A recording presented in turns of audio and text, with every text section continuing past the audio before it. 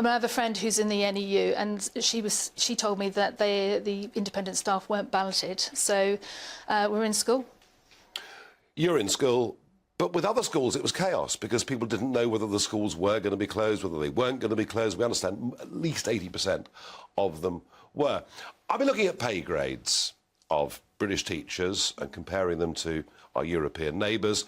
We're pretty much slap bang in the middle. I mean, no one goes into teaching believing it's going to be the best paid job, because it never has been, it's never going to be. Do our teachers have a fair point in demanding inflation-linked rises? No, they don't. I mean, the country can't do it. The country can't afford it, to start with. Well, we're coming out of COVID. We were propped up during COVID, and we've got to keep our heads down, and obviously we can't afford for inflation to go any higher. I do empathise with the cost of living. I've got 3 children in their 20s. They can't get on the housing ladder. You know, it is difficult, and I think especially young teachers need to be recognised with their pay. You know, which to some extent they've done, yeah, in that new teachers are getting a 9% rise. Yeah. And that's good, because we need to attract people into the profession as well. I mean, we've got a recruitment crisis, as you know, and if you look, we only have 27,000 maths specialists in the country for 10 million children of secondary school age. So I think that's a ratio of somewhere about 1 to 475, if my maths is good. Well, it better be. And I'm a music teacher. And, you know, so many children don't have a maths specialist in front of them. So we've really got to do something to attract people into the profession.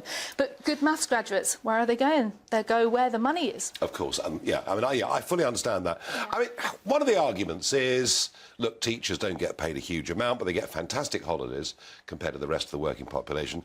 Teachers always respond by saying, no, we have to work during the holidays. How do you assess the truth of that? It's somewhere in between. You know, it's not as if we can clock off on the, you know, the start of the summer holidays and off we go. You know, there's a lot of work to do, a lot of planning to do as well. But actually, I was reading, you're talking about Europe as well. We actually have one of the lowest legal requirements of time that we have to be in school in Europe.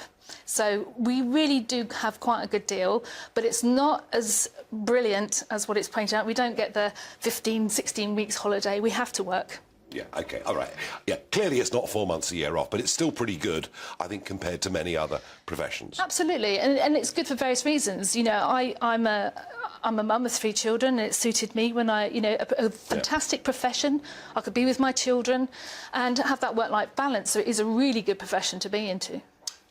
When you look at the NEU and these strikes, do you see much of a political element to it? I think there always is. I mean, I remember the 1970s, you know, I remember these strikes, you know, and there is always a political element, and we shouldn't have been out on strike. The children need to be in school. How much damage has lockdown done our kids? A huge amount. I think the last time we spoke, I was telling you about, you know, the amount of children, I think it was 900,000, that didn't have access to a device or the internet. So these children need to be back in school. We're seeing younger children with development issues. You know, tying shoelaces, basic development, reading, writing. Children coming back who they might have gone out when they were going to parties where they would probably go bowling and have a pizza afterwards, and now they're in parties, young adult parties. I think you know where I'm coming with this. Yeah. They haven't had the time to socialise and grow up properly. Some will say, Christine, you're being unsympathetic towards our teachers who are, you know, you're asking them, middle salary earners, to, you know, bear the brunt of the cost of living crisis. Why are you not more sympathetic towards them?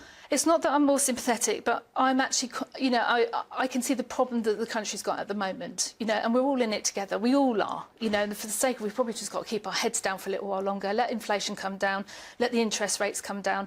Let's try and get the younger people where they should be. You know, I'm not being unsympathetic, I'm totally empathetic, but the country's in a bit of a state at the moment. It certainly is.